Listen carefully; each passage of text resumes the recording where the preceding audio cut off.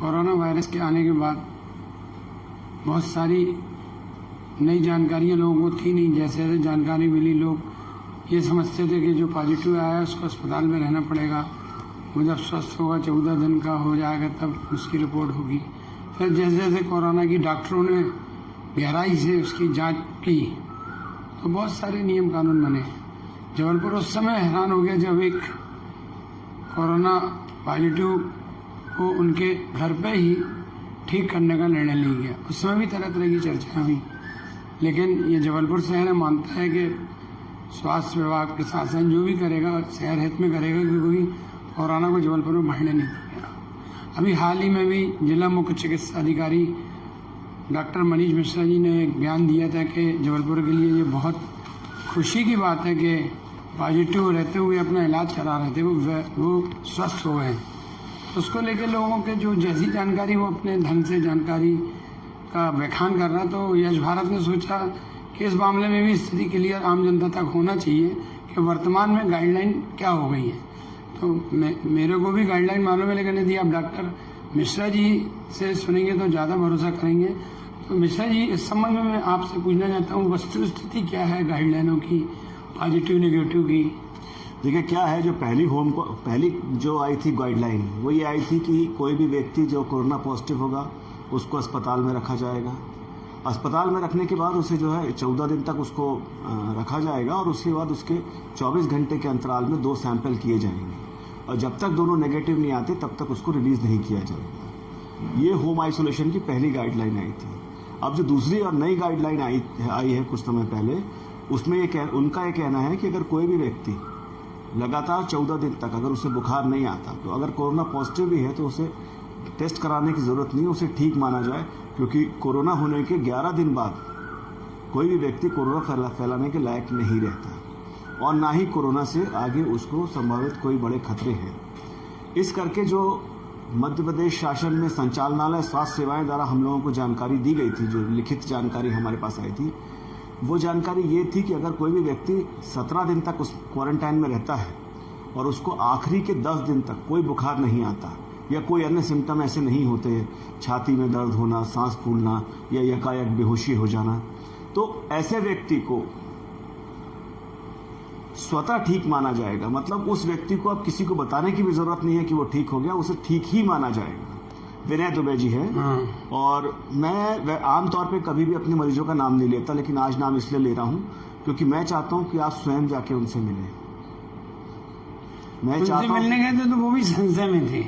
नहीं, वो निश्चित तौर पे संशय में होंगे, लेकिन जो गाइडलाइन है वो गाइडलाइन है। ठीक है, भारत सरकार के जो एक्सपर्ट बैठ के गाइडलाइन तय करते हैं वो महत्वपूर्ण है, वो महत्वपूर्ण है और हमें उसको फॉलो करना चाहिए, क्योंकि उसको फॉलो करने से काफ़ी हद तक वो मिलती है। जबलपुर में भी जो कोरोना में सफलता पाई है उसमें बहुत बड़ा हाथ जो है मेरे सीनियर्स का है, मेरे प्रिंसिपल सेक्रेटरी, मेरे कमिश्नर साहब और इन लोगों का है, क्योंकि उन्होंने हमें सही समय पे गाइडलाइन दी।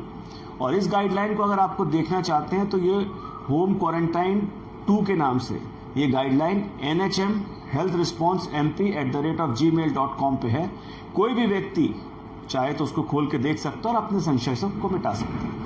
अब डॉक्टर साहब जहाँ जबलपुर पहुँच गया है, मतलब जब 5 पॉजिटिव थे तो लोग घरों में थे, निकले नहीं रहे थे आम नागरिक। आज जबकि 200 से ऊपर हैं तो लोग निश्चित निकल रहे हैं। इसके पीछे आपकी मेहनत क्या है, मैंने आपके पूरे विभाग? देखिए क्या है, एक तो अब लोगों को ये समझ में आ गया कि हमारा जब हमारा रेट 75% है, हाँ सुधार का, और वो भी तब जबकि हमारे सिर्फ 20 से 25% पेशेंट ही मेडिकल कॉलेज में, हमारे 75% पेशेंट तो हमारे पास है, मतलब हेल्थ विभाग देख रहा है। उसके बावजूद भी 75% का जो हमारा वो है, हमारा क्योर रेट है, ये मध्य प्रदेश में सबसे ज्यादा है। यश भारत ने प्रकाशित किया है। जी हाँ, तो अब इस क्योर रेट के साथ जनता में अगर कॉन्फिडेंस आता है तो इसमें कोई बुरी बात नहीं, लेकिन मैं फिर भी जनता को एक बात कहना चाहूंगा कि सावधानी पूरी बरतें, हमेशा मास्क लगाएं, हमेशा सैनिटाइजर का उपयोग करें, साबुन का उपयोग करें, और एक चीज है कि सबसे इंपॉर्टेंट चीज है वो है सोशल डिस्टेंसिंग। जैसे मैं और आप बैठे हैं तो हम लोग नाप के बैठे हैं कि 1 मीटर दूर बैठे हैं अपन, तो ऐसे ही मेरा सबसे कहना है कि आप सब लोग भी जब भी बैठे तो अगर आप 1 मीटर डिस्टेंस पे हैं तो आपको नहीं होगा कोरोना। और मैं एक वो चीज बताता हूं जो मैं खुद उपयोग करता हूं। मैं रोज दिन में 10 से 15 बार अपना हाथ और मुंह धोता हूं, और मेरा आपसे कहना आप भी अपने हाथ और मुंह धोइए। और मुझे निश्चित है कि हाथ, और क्योंकि बगैर आप किसी कोरोना के संक्रमित वस्तु को हाथ लगाए बगैर या उस वस्तु को आपके मुंह पे आए बगैर वो आपको नहीं कर सकती। इसलिए बहुत ज़रूरी है कि बार बार हाथ धोएं, साबुन से हाथ धोएं। बल्कि मैं तो हमेशा ये कहता हूं कि जब आपके यहाँ कोई व्यक्ति आता है तो हम जैसे उनको चाय पिलाते हैं वैसे साबुन ऑफर करें कि भाई हम ऑफर कर रहे हैं, आप पहले हाथ धो लीजिए फिर अंदर बात करें, अंदर आइए। सैनिटाइजर का बहुत अधिक उपयोग जो है ना करिए, वो भी अच्छा नहीं है, क्योंकि वो एक केमिकल है और केमिकल के अपने नुकसान होते हैं। सबसे अच्छा साबुन से हाथ धोएं, और अपने घर आ रहा कोई व्यक्ति तो उसको हाथ धो के अंदर आए। इसके अलावा मैं एक और चीज बताना चाहूंगा। मैं कई ऐसी गलियों में गया, मोहल्लों में गया, मेरा पहली बार ऐसी जगहों पे जाना हुआ जहां मैं देखा एक ही कमरे में 7-7, 8-8 लोग रह रहे हैं। हाँ, ये बात वहाँ है शहर में। वहाँ 8 मीटर की जगह नहीं है लेकिन 8 लोग हैं। तो ऐसी जगह पे अगर आप लोग सिर्फ कपड़े का मास्क लगा लेंगे, जी, सिर्फ कपड़े का मास्क, प्लेन कपड़े का मास्क 6-7 रुपए का आता है, उसको आप लगा लेंगे तो उससे बहुत हद तक बचाव हो जाएगा। इसकी शहर में बहुत चर्चा थी कि जो लोग सकरे मकान में 4-4 परिवार रह रहे हैं वो कैसे बचेंगे। लेकिन अभी देखा कि वहाँ भी संख्या, जो घनी बस्ती है वहाँ भी संख्या कम हो गई है। जी हाँ, अब जैसे अब मैं आपको बताना चाहूँगा, सबसे पहले केस आया अंधेरदेव में। हाँ, पहले हमने अंधेरदेव कंट्रोल किया, फिर आए सराफा में, अब अंधेरदेव से केस नहीं आ रहे, फिर सराफा में आए, फिर हमने सराफा कंट्रोल किया, फिर उसके बाद जो है चांदनी चौक से आए, आज चांदनी चौक से भी नहीं आ रहे हैं, उसके बाद सर्वोदय नगर से आए, आज सर्वोदय नगर से भी नहीं आ रहे। पर हाँ, कुछ छुटपुट केस जैसे सूजी मोहल्ले से 1-2 आ गए, 1-2 आपके मिलोनीगंज से आ गए।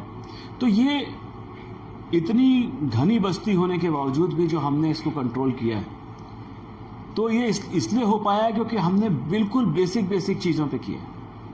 आज हमने 16.5 लाख लोगों का सर्वे किया है। आप अंदाजा लगाइए कितने होते हैं 16.5 लाख। और इतना सर्वे करने के लिए हमारा जो मैन पावर है लगभग 1,1500 लोगों का, उन 1,1500 लोगों में किसी एक भी आदमी को इन्फेक्शन नहीं हुआ। स्वास्थ्य विभाग के किसी एक भी आदमी को इन्फेक्शन नहीं हुआ। और अगर हमारे 2-4 लोगों को भी इन्फेक्शन होता तो 200-400 को करता, क्योंकि वो तो हर व्यक्ति से मिलने जा रहा है। दूसरा ये पूछा था जो आपने श्रमिक पकड़े शहर की सीमाओं में, वो उसकी क्या, उसमें कैसे आप समझ पाए कि यहाँ अपन को मुस्तैद रहना चाहिए? देखिए, जो पहले लोग बोल रहे थे कि जो भी श्रमिक आए तो उन्हें घर भेज दें और उसको मॉनिटर करते रहें, पर मुझे समझ में आया कि हमारी परिस्थितियों में उनके घर में मॉनिटरिंग करना संभव नहीं है। अगर मान लीजिए कुंडम में कोई व्यक्ति आता है और मैं उसे कहूं कि अपने यहाँ से 10 मील दूर तुम अपने घर में जाओ, तो अब ये हमारे यहाँ की आशा जाती है या नहीं जाती है, ये पता करना बड़ा मुश्किल होता है। और फिर 24 घंटे कोई उसके साथ रहता नहीं है। लेकिन जब आप क्वारंटाइन सेंटर में रहते हैं तो आप हमेशा निगाहों में रहते हैं। तो हमने क्या किया, जैसे एक पॉजिटिव आया, उसके साथ 4 लोग आए थे, उनका नेगेटिव आया, उसके बावजूद भी हमने 14 दिन उनको क्वारंटाइन रही है, तो पता चला 10वें दिन उनका पॉजिटिव आ गया। तो जो ट्रांजिशन के लोग थे कि जिनको संक्रमण तो हो चुका था पर पॉजिटिव आने जितना उसमें क्वांटिटी ऑफ वायरस नहीं था, क्योंकि अभी जो पॉजिटिव आ रहे हैं ये उन्हीं के साथ आ रहे हैं जो बाहर से आए हैं। आरपीएफ एक नया वो है, तो वो उनका आरपीएफ एक नया हब है। अभी मैं जा रहा हूँ, आरपीएफ ही जा रहा हूँ मैं, और मैं एक ट्रेनिंग ले रहा हूँ पुलिस वालों और आरपीएफ वालों की।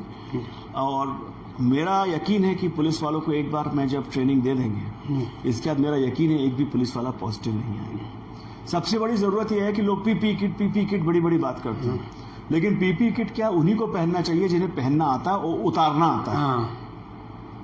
जिनको पहनना और उतारना नहीं आता वो अगर पीपी किट पहनेंगे तो पीपी किट से इन्फेक्टेड हो जाएंगे। इसीलिए हमने जो किया है, मैंने खुद ही जबलपुर में पहली बार फेस शील्ड बनवाई अपने पास से। ये 15 रुपए की एक फेस शील्ड है, बहुत सस्ती। आप जब उसमें पानी नहीं जा सकता तो किसी छींकने से कैसे आर पार जाएगा, सिर्फ हाँ। और उससे क्या है कि जैसे आप N95 मास्क या कोई बड़ा मास्क लगाए तो उससे घुटन भी नहीं होती, हाँ, खुला रहता, क्योंकि साइड से हवा आती भी रहती है। तो यही फेस शील्ड है जिसने हमारे लोगों को बचाया है। और मैं जबलपुर के लोगों से ये आग्रह करता हूँ कि यही फेस शील्ड उपयोग करें। और मैंने ये बात जब अपने माननीय विश्नोई जी को बताई, अजय विश्नोई जी से मेरी बात हुई ऐसे ही, और मैंने उनको बताया तो उन्होंने खुद, आप देखिए, खुद उन्होंने बहुत सारी फेस शील्ड बना के मुझे भेजी कि आप ये उपयोग करिए, ये मेरी ओर से मुफ्त बांटिए। तो क्या है कि जब आप कोई अच्छा काम करते हैं, जब भी आपको कोई चीज़ करनी है तो आपको ये सोचना है कि हमको बेहतर कैसे करना है। मैंने बेहतर पर करने की पूरी कोशिश की और मुझे यकीन है कि जबलपुर बचा हुआ है और मां नर्मदा की कृपा रहेगी तो बचा रहेगा। ये थे डॉक्टर मनीष मिश्रा जी, जो जिस दिन से कोरोना की दस्तक आई उसके 1 महीने पहले से लगातार सतत सक्रिय और अभी भी सक्रिय हैं, और जिसका परिणाम जबलपुर को दिख रहा है। आज जबलपुर में दुकानें भी खुल रही हैं, लोग घूमने भी लगे हैं। कि 5 पॉजिटिव सुन के लोग घरों से नहीं निकले थे, आज 200 से ज़्यादा पॉजिटिव सुन के लोग अपनी सुरक्षा देख के घरों से निकल रहे हैं, दूरी बना के लोगों से मिल रहे हैं। तो मनीष मिश्रा जी को मैं इस बात के लिए धन्यवाद देते हैं। जबलपुर वासी भी उनका आभार मानेंगे कि वो सतत सक्रिय रहे, तो आज स्थिति कंट्रोल में हो। मैं आशीष शुक्ला, यश भारत।